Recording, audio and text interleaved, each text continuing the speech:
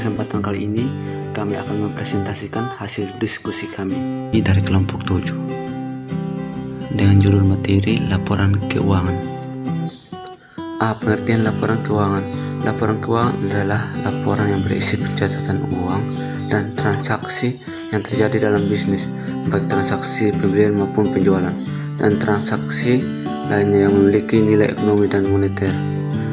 Meskipun ada tumpang tindih yang signifikan antara standar pelaporan keuangan untuk semua entitas nirlaba, ada masalah khusus di sektor publik akuntansi, yaitu pelaporan anggaran, laporan keuangan, konsolidasi, dan khusus masalah akuntansi yang akrual.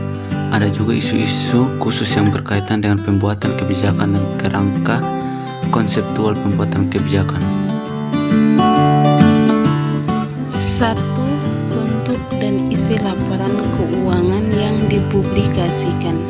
Informasi keuangan dan non-keuangan tentang siklus perencanaan, pelaksanaan, dan pemantauan pemerintah adalah masalah pengendalian internal yang terus dipublikasikan dengan berbagai cara, kadang sistematis, kadang spasmodik. Perspektif akuntansi pada pelaporan keuangan mensyaratkan bahwa dua publikasi terjadi secara sistematis. Yang pertama, anggaran tahunan diterbitkan ketika telah disahkan, idealnya sebelum masa-masa sulit, tepat setelah awal tahun fiskal.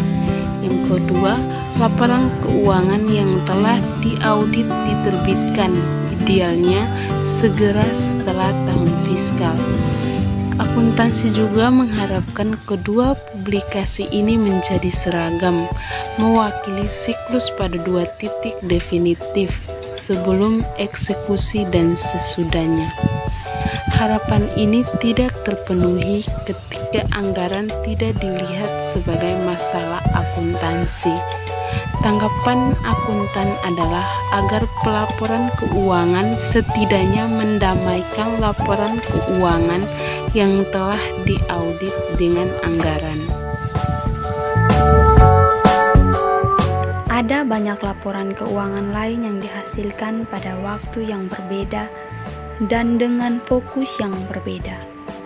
Contoh umum termasuk permintaan anggaran atau sebelum pengesahan anggaran akhir, anggaran yang direvisi selama tahun fiskal ketika permintaan anggaran lebih lanjut dibuat, laporan pengendalian anggaran dalam 1 tahun kepada politisi, dan laporan audit kinerja.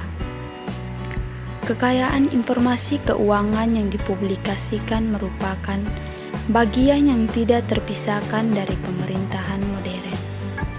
Namun demikian, akuntansi pemerintah berfokus pada pentingnya anggaran resmi tahunan dan laporan keuangan tahunan yang diaudit dalam pelaporan keuangan. Jika dibandingkan dengan laba, ada dua perbedaan mendasar antara nirlaba dan pelaporan keuangan pemerintah. Yang pertama, di pemerintah, anggarannya tidak bersifat pribadi, sedangkan di organisasi nirlaba biasanya perbedaan ini juga mempengaruhi laporan keuangan yang diaudit karena laporan tersebut pada dasarnya mencakup anggaran, sedangkan untuk laba dan nirlaba swasta dalam hal ini biasanya tidak. Yang kedua, dasar akuntansi anggaran dan laporan keuangan yang telah diaudit tidak terus-menerus dipertentangkan, dan jika memang demikian, tidak dengan cara yang semakin kontroversial. 2. Akuntansi akrual. Lebih penting lagi untuk laporan keuangan konsolidasi, pemerintah dapat menggunakan definisi kontrol yang berbeda dari yang digunakan dalam konteks mencari laba. Ini adalah sebagian diperlukan karena pengendalian atas laba biasanya dapat dinyatakan dalam istilah kepemilikan saham dan hak suara yang dihasilkan, sedangkan kontrol pemerintah organisasi mental atau nirlaba sering tidak bisa. Pemerintah Inggris misalnya menerapkan rasa kontrol yang lebih ketat daripada yang mencari keuntungan. Efeknya diantaranya adalah bahwa organisasi yang signifikan dikecualikan dari konsolidasinya.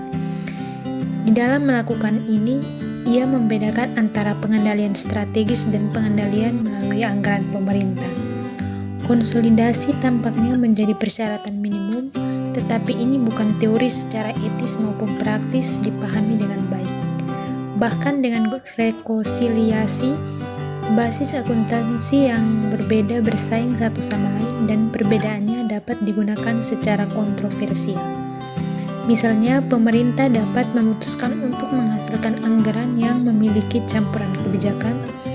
Beberapa diambil dari akuntansi, beberapa diambil dari akuntansi nasional, beberapa diambil dari keduanya. Rekonsiliasi akan menjelaskan campuran ini, tetapi jumlah anggaran yang merupakan paling terlihat dan paling terpengaruh langsung dari tiga aset masih bisa mengecualikan, misalnya sejumlah besar akuntansi yang akan dibukukan sebagai kewajiban.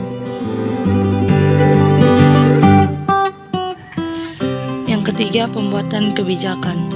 Pemerintah pusat Inggris dan pemerintah federal AS tetap hak untuk membuat kebijakan akuntansi mereka sendiri, meskipun dengan bantuan badan penasihat dalam kasus pertama dan melalui badan penasihat dalam kasus kedua. Ini kebijakan akuntansi yang dikodifikasi digunakan secara langsung dalam laporan keuangan. Di kedua negara tidak ada kodifikasi kebijakan yang digunakan dalam anggaran masing-masing bagi pemerintah secara keseluruhan. Kebijakan akuntansi pemerintah Inggris secara eksplisit mengacu pada badan sektor swasta independen, Dewan Standar Akuntansi Internasional atau IASB. Membuat perubahan pada kebijakan tersebut dimanapun pemerintah memilih sebagai kebijakan IASB selalu tertulis untuk keuntungan bukan pemerintah. Dalam akuntansi bisnis sebelumnya, berdirinya akuntansi keuangan Standard Board ASB dan IASB, kebijakan dibuat oleh badan-badan dalam profesi akuntansi. Keterlibatan langsung profesi ini masih berlaku dalam diundangnya International Public Sector Accounting Standard. Kumpulan kebijakan yang dikodifikasi ini diproduksi oleh badan payung untuk badan akuntansi profesional dunia, Federasi Internasional Akuntan.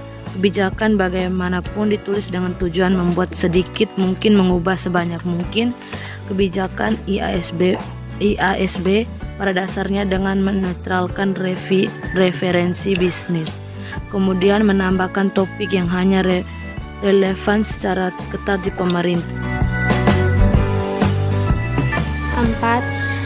Kerangka konseptual. Badan penetapan standar akuntansi independen semuanya memiliki proyek kerangka kerja konseptual di samping perangkat standar akuntansi mereka. Proyek dimulai dengan paling pengaruh dalam konteks penetapan standar untuk bisnis. Jika akuntansi Principles Board didirikan di Amerika Serikat pada tahun 1959 dapat dikatakan sebagai pembuatan standar pertama yang masih dapat dikenali seperti itu. Dalam beberapa pertanyaan masih relevan, maka kerangka konseptual adalah yang pertama. Maka kerangka kerja konseptual ini dan hubungan yang standar akuntansi pada dasar yang sama. Dalam kasus kerangka konseptual yang pertama disusun oleh Dewan Prinsip Akuntansi, tentangnya terlalu besar untuk board. Jadi kerangka konseptual ditinggalkan dan status saat ini dari biaya historis. Selain itu, dalam banyak kasus lain sejak melibatkan kontroversi yang lebih spesifik di akuntansi untuk laba, kerangka kerja konseptual tampaknya gagal untuk mendukung penegakan kebijakan akuntansi pilihan, pembuatan standar dalam menghadapi kebijakan alternatif yang disukai oleh manajemen perusahaan dengan atau tanpa instansi pemerintah. Politisi akuntansi yang melekat pembuatan kebijakan dan kurangnya kekuatan yang terus-menerus dari perbuatan standar telah lama mengajukan pertanyaan tentang tujuan kerangka konseptual ini. Terima kasih.